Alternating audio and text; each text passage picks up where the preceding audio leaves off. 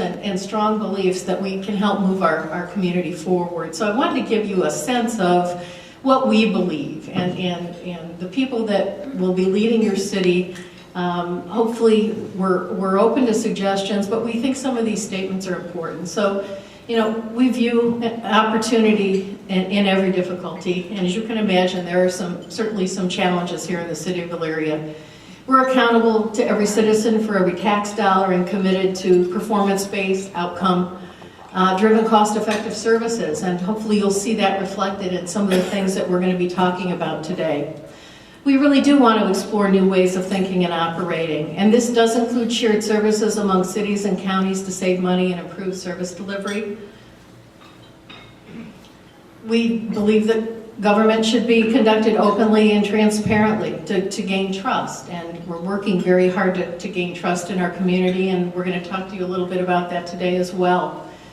You know, I'm a big advocate for building public consensus, and I think one of the things that is necessary, and had lots of experience in terms of my work in the Elyria schools and at Cleveland State University and in the nonprofit world in Cuyahoga County. But the one thing that you begin to learn is that you can't just go out and ask people, so what do you think? And hope you get meaningful answers back. We believe as elected officials that we have a responsibility to really research and understand the costs and benefits of decision making and sharing carefully framed viable options to individuals. We also think citizen safety is paramount in all of our decisions. We got a little bit of a sound effect from somebody else's program there, I think. We believe collaboration is important, that we need a team approach to economic development in our community. Cities, municipalities, organizations, we all have limited resources, and the one thing that we do know is there's some wonderful resources here in Lorain County to help make some business development happen in our community, and we plan to take advantage of that. We do need to do a better job of aligning and marketing our assets in the region, and we've got some plans to do that. And we believe that vision and having a plan that's constantly revisited and monitored will strengthen us. And certainly customer service is key. So those are the things that we believe. I have, in the search for our new administration, I looked for individuals who shared those beliefs as well. And I would like to introduce my senior staff to you today. Just briefly, I do have a master's degree in public administration. It's the same degree required of a city manager. So I do bring that background to this position. But I've spent a lot of time in my career focusing on planning and have taught planning at Cleveland State and community engagement, resource, and economic development, marketing, and community relations. So those are areas that I feel I'm very strong in. And when I was looking for people who, to be part of my administration, I was looking for people who had some other strengths as well. I would like to introduce my Safety Service Director, Mary Saworka.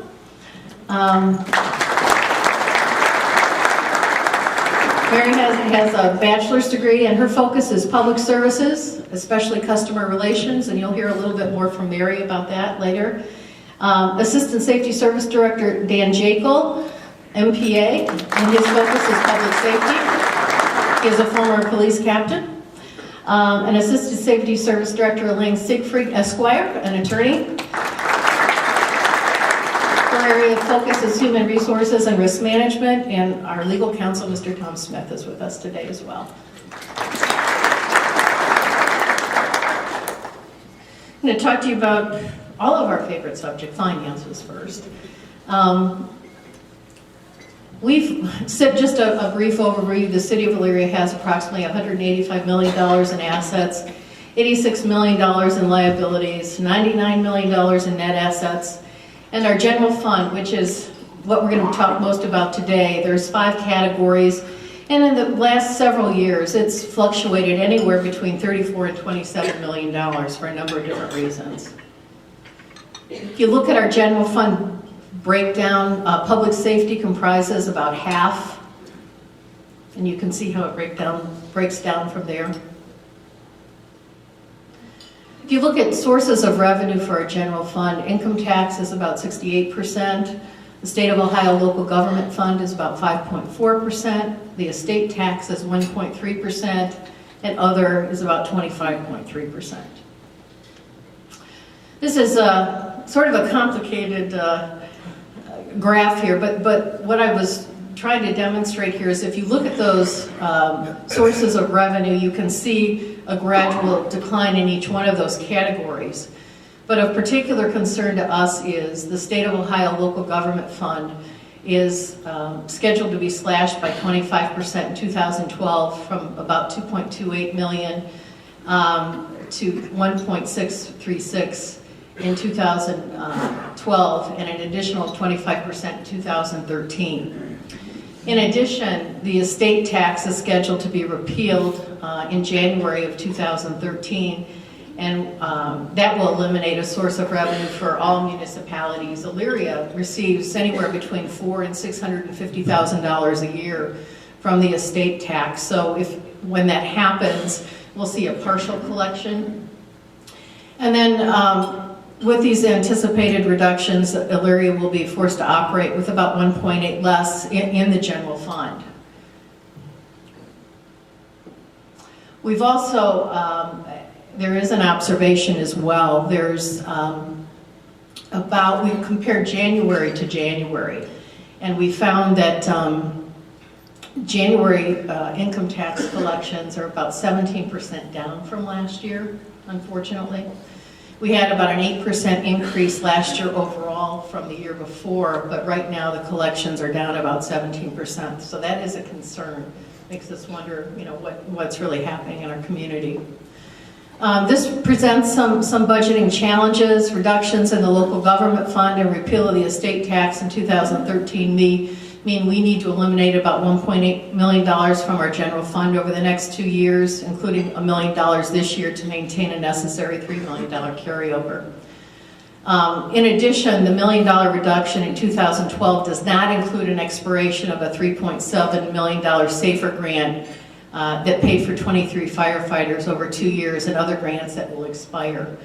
There was a number of grants offered through the stimulus initiative through our federal government, and Elyria certainly took advantage of those, but those monies are going away.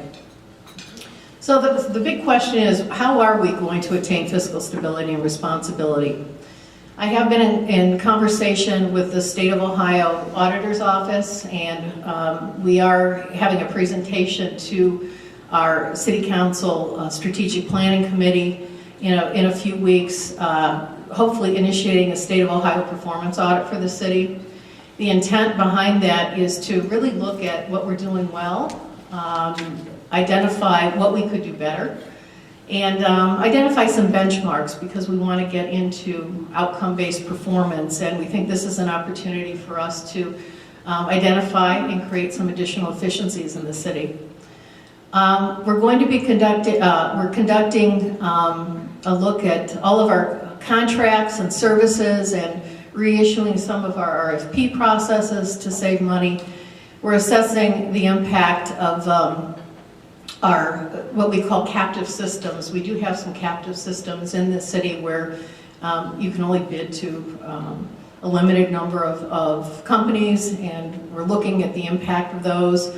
We're scrutinizing our purchase ordering process and really looking at where we can provide some efficiencies. We got away in the city of Elyria from central purchasing a while ago, and it may make some sense to look at some central purchasing opportunities again, looking at putting together a 5-year capital plan and equipment sharing, monitoring overtime, and reducing vehicle expenses. Some other things we're doing: adjusting fees to market rates, exploring and executing shared services across municipalities and regions, and I'll talk a little bit in more specificity soon here. Adopting and publishing a city report card that shares the status of goal attainment. We hope to have that up and running by June. Modeling a personal sacrifice. We do think it's important. The senior staff that I introduced today did waive longevity in the city of Elyria for themselves. They've waived their vehicles, and I have waived my vehicle as well as my travel expenses. And we just really want to set a tone that we're in it for the right reasons and that every penny counts. And then certainly applying for an additional SAFER grant, there is an opportunity to potentially replace that $3.7 million that's expiring here shortly for our fire department. We're working with employee groups to identify cost savings, recognizing employee process improvements and cost savings, and really trying to strengthen the task base with some strategic economic development incentives that we'll touch on as well. If we look at economic development in particular, we're working with our partners in the community and hope to participate in a 3-tier process where we have a regional, county, and citywide economic development approach. And we're in conversations regarding that with a number of different organizations right now, aligning our assets. And Elyria needs to expand its economic development toolbox. Some of the things that we hope to be using in the future include local job creation tax credits, which is an income tax credit, expanding our alternative energy conservation loan fund, special improvement districts, and a strategy that I actually used in Cuyahoga County was financial securities offering tax incentives to private investors and using those pooled funds for matching grants to downtown and other business investors. So we are looking at expanding that toolbox. And then taking leadership in developing a countywide land bank. You may have been reading about the land bank in the Plain Dealer, and I know the Chronicle actually had an article about a presentation that Mayor Rittenauer initiated with Mr. Rakakis. Mayor Rittenauer and I are working together on, and Mr. Kalo as well, trying to bring the land bank concept here to Lorain County, because we do believe we will be better positioned to potentially realize some of that $355 million that will be coming to Ohio in the mortgage settlement process. If you know anything about housing in our communities, you know that it's challenged. We have a number of properties in both communities and all over the county really that we have demolition needs, we have housing improvement needs, and we have economic development needs. There's some real benefits to having a land bank in our community, and I won't read all of this, but if you look down that list, there are it not only has the potential of bringing in monies for demolition, but also land banking for economic development purposes as well. And it's a third-party process whereby the cities don't have to own land, but rather they can pool land for various purposes, and that's a tool that we really haven't had in the past. So it's something we're pursuing very strongly in the county. The other benefit is that it requires no primary city obligation dollars. Funding from the interest and penalties on unpaid or delinquent property taxes and the DTAC assessment collection fee helps pay for this. And we also think that we have some potential to bring in some of that settlement money. So it could be a real positive here for Lorain County. We think regionalization is important to physical stability, so the City of Elyria is participating along with the City of Lorain in a number of initiatives. You're probably familiar with the Northeast Ohio Coordinating Agency for Regional Transportation Planning. Elyria is also a member of the Northeast Ohio Sustainable Communities Consortium. And that is a new initiative for regional planning that focuses on economic development, the environment, housing, connecting systems, data, GIS, and communications.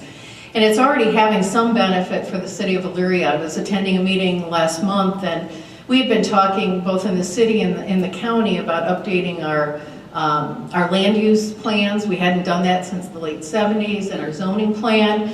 And this particular organization had already collected information from the auditor's offices across the region in 5 counties and had begun to plot that. So we are using that as a starting point, which is a wonderful advantage for us. And Elyria raised its hand and said, we want to be the pilot for trying to figure out what other additional information we can overlay on this and use it for economic development purposes. And fortunately, they took us up on that. So we will be a leader in the region in this planning effort, and I think that's going to be important. We're working with Team Lorain County and the Lorain County Chamber of Commerce through the membership process on a number of initiatives. And then, you know, we talk about shared service delivery, but what does that really mean to our community? Elyria is currently in discussions for a countywide health district, a countywide police dispatch and communication system, a countywide broadband system, a countywide wastewater treatment system, and we're also in conversation with Lorain County Metro Parks for a possible affiliation process. So, people say, why now? And the beauty of having the financial challenges that we're talking about is that it really does force some different kinds of conversations that might not have otherwise happened. And there really is opportunity and change, so we're trying to view these changes or challenges as opportunities. We're also doing some things to encourage open and responsive government, because I really do believe that our fiscal stability is tied to people trusting us. And so some of the things that you're going to see happening, we are encouraging council to adopt some transparency legislation. We will be launching a website in the next month that will share more information about meetings, budgets, spending data, contracts, and other things. That will include a city report card and annual performance reports so that you can monitor our progress. And then our annual community planning forums to update the city's strategic plan will be aligned with the budgeting process next year. We think that's important because what isn't budgeted doesn't get done. So, we're also looking at initiating the Mayor's 24-hour Action Center. That's actually an electronic function on our website where you can post concerns and/or requests for service. Thank you, by the way, to the Elyria High School broadcast class, because they are televising this event, and this will be the beginning of our Spotlight Elyria programming on Channel 12. So people will begin to see that monthly, and we will be talking with City Council about potentially televising their council meetings as well. We do have the equipment, by the way, in City Hall to do that. So it's a relatively easy process, and I think it can open up engagement and dialogue for the city. Looking at having a monthly Mayor's Night In, we already are doing weekly media updates, and along with the launch of our website, we will be doing an e-newsletter. So if you're interested in receiving an e-newsletter from the City of Elyria, you'll be able to sign up for that on our website, and you'll get that on a monthly basis from us. One of the things, we certainly can't supplant the budgeting process with volunteers, but volunteers, in my experience, really can and do make a difference, as you know, in your organizations. And we've got so many dedicated volunteers here in this room that I just couldn't pass up the opportunity to make a pitch here. We are launching the Mayor's Office on Volunteer Engagement, and we're looking for volunteers to be recruited to provide time, talent, and treasures to support recreational and educational programming for children and teens, and community building activities, including fireworks, the Finwood Holiday and MLK celebrations, flower baskets, and more. These are our current projects for this year. We are, for the summer of 2012, we're hoping to raise $15,000 to replace a broken diving board and stand at East Park. That is imperative to happen before we can actually open the park. They have become safety issues for us in the city of Elyria. We're hoping to raise $15,000 to help sponsor one-week summer recreation, math and science camps, and combination recreation and arts camps. And we're recruiting screen volunteers for that as well. We're recruiting caring adults to work with 30 at-risk female students at Elyria High School.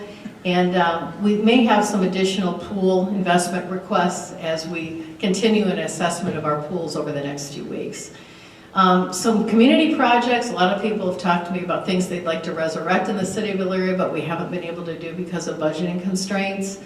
Our Martin Luther King Holiday Commission has about $1,200 worth of needs. As you know, they do provide awards to students who write essays, and this year that was a challenge. We're looking for volunteers and money to offset costs for the holiday celebration at Finwood. And finally, we'd all love for the fireworks to come back to the city of Elyria. It is an expensive proposition, and the fireworks display itself is about $35,000, but it also requires, as you can imagine, city support services from a safety and coordination perspective to make that happen. So if we want these community types of initiatives to return to our community, We need to provide other ways to secure the funds to be able to do that, and I would make a plea for you to think about those things today and what you personally or your service organization or your company might be able to lend to any of those efforts are very much needed and would be extremely appreciated. As you know, there are some real challenges in the city of Elyria associated with keeping our kids engaged, especially over the summer months. And we're working very hard as a priority to try to make sure that we provide them with some opportunities to have more interactions with caring adults in lots of different ways, and giving them positive choices to make, because if we don't give them positive choices to make, they will make other choices. We have opportunities through our employees for improvement, not so much for our employees, but for our systems. One of the things I was looking for in terms of human resources was bringing human resources under one umbrella. We don't have a human resources department in the city of Elyria. We have human resource functions that were separated in 5 different departments, and there are all kinds of ramifications associated with not having an HR department, as you can imagine. We have 450 full-time employees in the city of Elyria and 50 part-time employees. And, you know, in the past, there have been some real challenges associated with that, so we think it's important. And Mrs. Siegfried has really, with her HR background and her legal background, has really brought some wonderful insight to that. Updating and adopting job descriptions and an evaluation system. The city of Elyria has 20 to 30-year-old job descriptions. And we have no evaluation system in place for our employees right now. So those are priorities for us. Developing a personnel manual, creating more formal onboarding orientation for new employees, revising the records management and retention system, reviewing healthcare administration, contract contribution, and reforming workers' compensation processes are all priorities for us. We've also got some customer service opportunities, and this is where Mrs. Sawerka is very strong. She's worked in the Cleveland Clinic in a leadership role to help with customer relations, and is bringing some wonderful ideas in terms of customer service. Actually, the Cleveland Clinic is going to be lending us a pilot program that they will be launching nationally for trial in the city of Elyria that's being adapted to city employees. So we're really excited about bringing that to the city of Elyria. But training staff to encourage ownership and empowerment for service recovery situations. We want people to be able to fix problems. Instituting the mayor's online 24-hour action center, right tooling employees, replacing antiquated computers, streamlining processes for citizen damages, developing resident notification processes for roads and other work, and then adjusting hours for service operation. You had an opportunity to fill out a questionnaire earlier. And one of the things that we don't have a lot of things to give away in the city of Elyria right now, believe me, because of our budget issues, but while we were cleaning out the office, we found 12 boxes of cereal bowls that actually celebrate the 175th anniversary of the city of Elyria. So on each table, there is an anniversary cereal bowl. And the person at your table who answered the most questions right gets to take home the anniversary cereal bowl. So, here we go. How many gallons of water? How many water towers? How many miles of roadway? How many potholes did we fill? How many internet cafes? How many tons of trash? How many incident calls for police officers? How many fire and life-threatening situations? How many children attend Safety Town? And here are the answers to that. So we're going to trust you to share your information with those individuals at your table and figure out who got the most answers right, and you can take home your cereal bowl. Again, we didn't buy these cereal bowls. The cereal bowls were there already. Just making that very clear. You know, the city pumps 4.3 billion gallons of water. Most people don't know that, but it's a pretty interesting statistics. There are 5 water towers in Elyria. We maintain 52 square miles of roadway and fill 5,000 potholes a year. The city collects 17,000 tons of trash and 3,000 tons of recycled materials. By the way, our new trash collection system did triple recycling, and we're very happy about that. The police department responded to 34,750 calls. The EPD and EPF served 450 children in Safety Town. Fire department responded to 3,750 calls. And Elyria has 5 internet cafes that generate about $95,000 a year for the city. Most people don't know this, but the job of regulating internet cafes come under the Safety Service Director's job description. So it's an interesting phenomenon. We're learning a lot about internet cafes. Just briefly, we want to give you some information on our departments. This is an overview of our IT department. Over 50% of the city's 209 computers are 5 to 8 years old.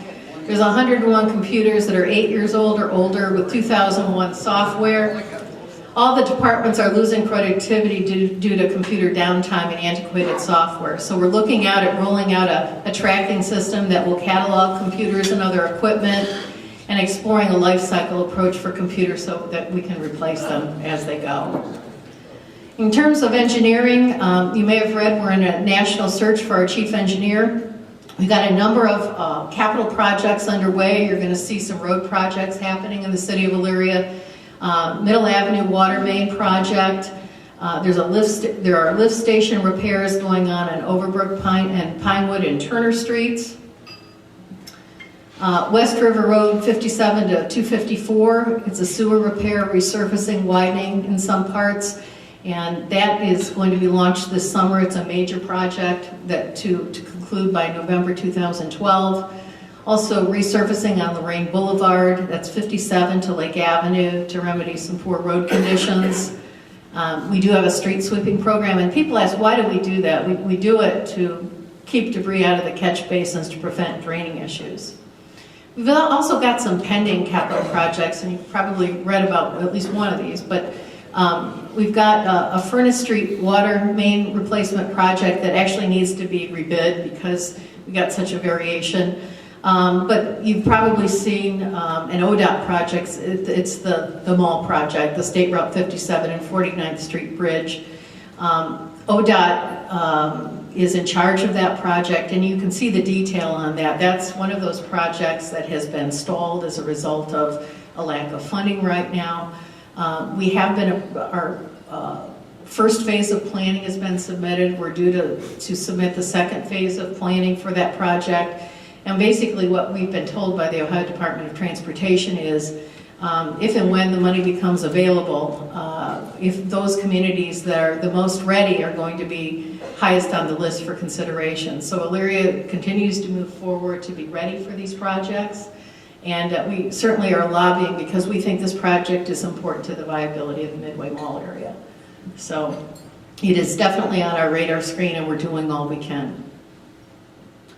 If you look at Community Development Department, this is just some of the things that we do in community development. We focus on housing, really. We're looking at demolishing 12 properties with 18 additional in the condemnation or demolition stages. We serve 25 homes with emergency home repairs and over 30 homes with emergency repair. This is all through grant money, by the way. Identified and worked with homeowners in 15 lead abatement homes. And February 1 through March 16, Elyria residents can apply for assistance to improve their homes through the Community Housing Improvement Program. So if you know of anyone who could benefit from that, please have them call that number. The presentation will be posted and shown on Channel 12 as well, so that number will be available.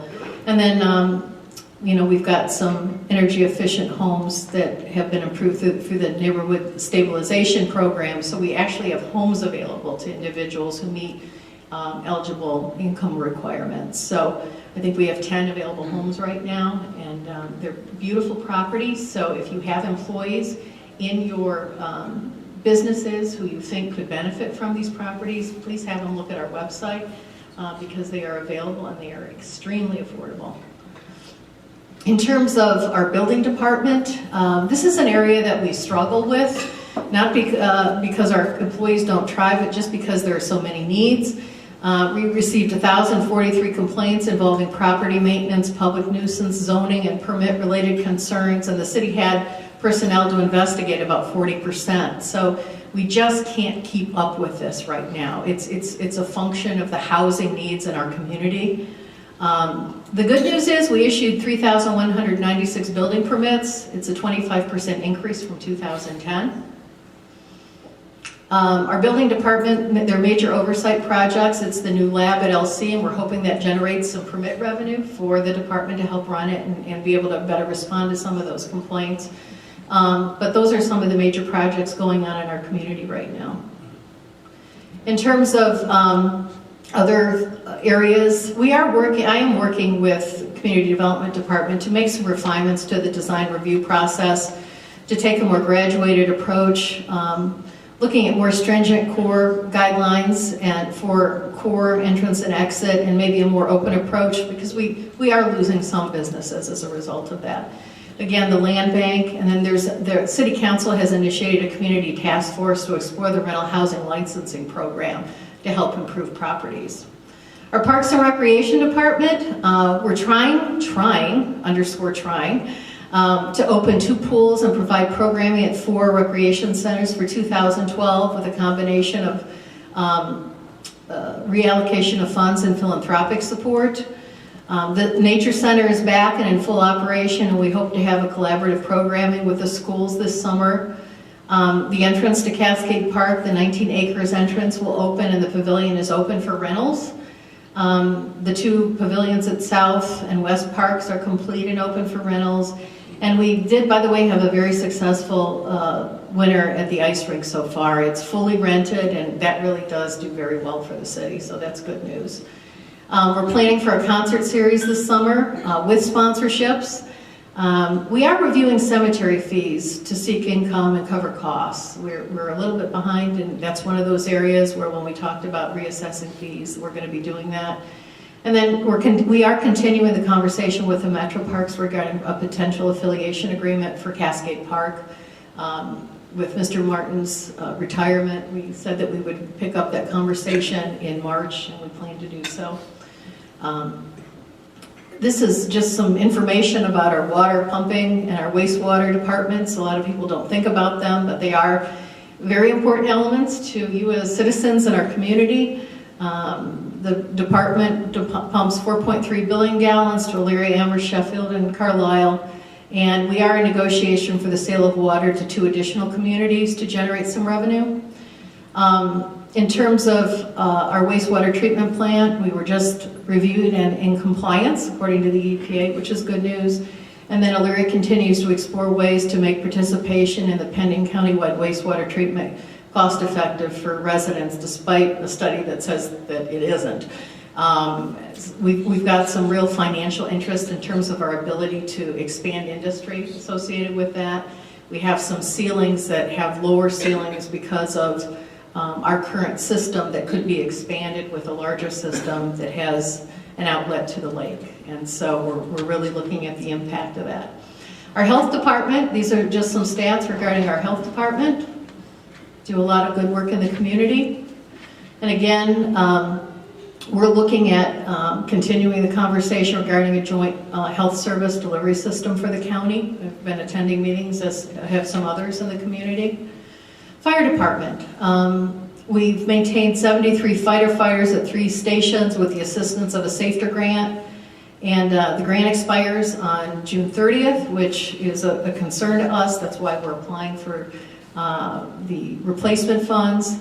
If you look here, the emergency responses increased by 953 calls in 2011.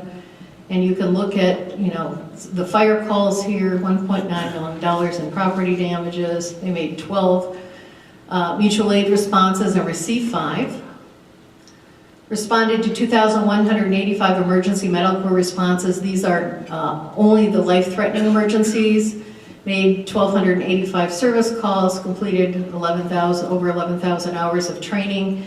I think the last thing is pretty interesting. With the police department, investigated 60 known arson cases and have obtained 17 convictions to date. arson conviction rate in Elyria is 28% higher than the state rate, which speaks well for the relationship between the two departments. Departments do work well together, but our arson rate is higher and our conviction rate is higher, and I think it's because of the condition of our properties in our community, which underscores the need for a land bank approach. Look at some of the other activities of our fire department, assisted with some successful safety town. They offer blood pressure checks in the community, open houses. And we have some opportunities, I think, in our fire department. We are planning a safety summit for our community later this year, and we hope to use that as an opportunity to bring all the key constituents together to assess the coordination and delivery of emergency medical care in our community. We think that is an important topic. It's something that you've probably read about in the newspaper over time. And it's something that we think that we can make enhancements to the process too if we work together with our partners. We will be applying for a SAFER grant to maintain the 23 firefighters. If we do not secure the SAFER grant, we are budgeting for 56. We're training all our firefighters in the Blue Card command system to enhance their response, and we're updating their data collection and analysis software. In terms of our police department, we have 83 sworn police officers. They responded to 34,750 calls from citizens and initiated 8,736 calls for service for a total of 43,486 incidents. That is amazing. Our neighborhood impact unit has been very busy. They've pursued and have had successful hearings to end liquor licenses for Red Fox, Toy Box, Ely Inn, and as of yesterday, Uncle Vic's and Mardi Gras. We do believe this is resulting in less violence downtown. Some of the other stats, if you think we don't have the criminal element, our police department is a very important department. And if you look at some of the assists in terms of other agencies and the types of activities that they're dealing with on that list in terms of drug interaction, confiscation, you can see that it really is an element in our community.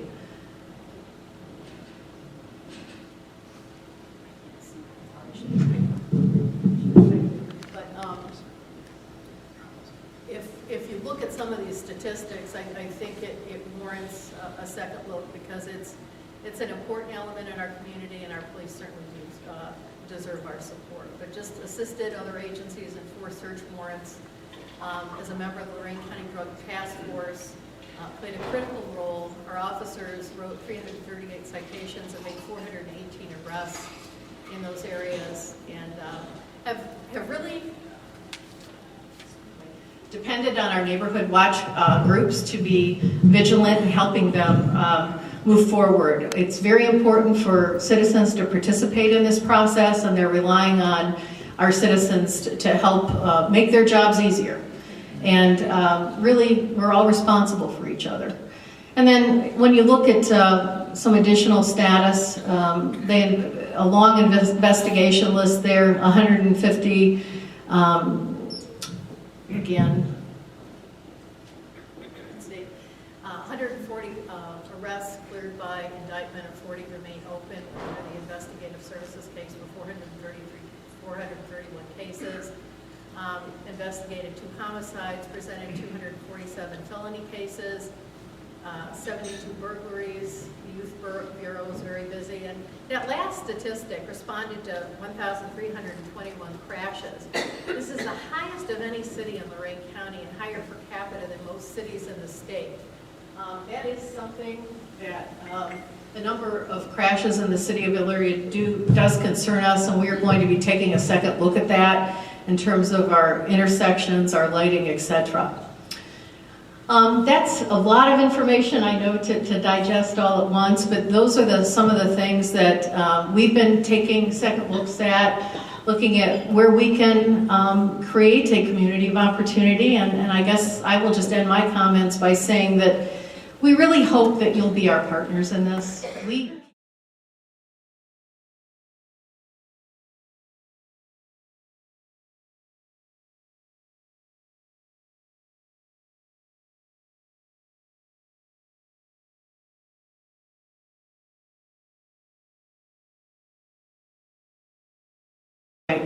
Well, if you're a CEO in an organization and you have something newsworthy happening in your organization, you're going to hope that you get information from your department heads before you receive it from a reporter at the Chronicle Telegram. And so the policy that we've set in place is not to muzzle our employees, but rather to encourage them to share information ahead of time with the mayor so that she has a sense of not only with the mayor, but with their supervisors, so that we have a sense of what's going on in the city.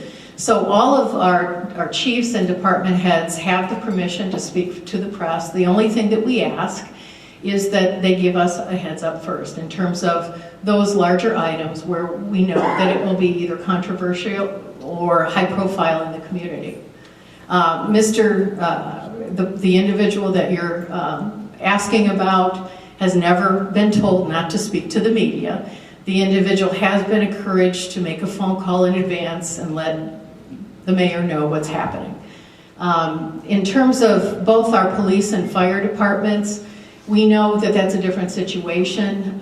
In terms of those individuals who are out in the trenches working to make us safe, emergencies happen all the time, and so that policy is not applicable in those instances. They have the full permission to be able to speak openly to the media in those circumstances. They're the experts.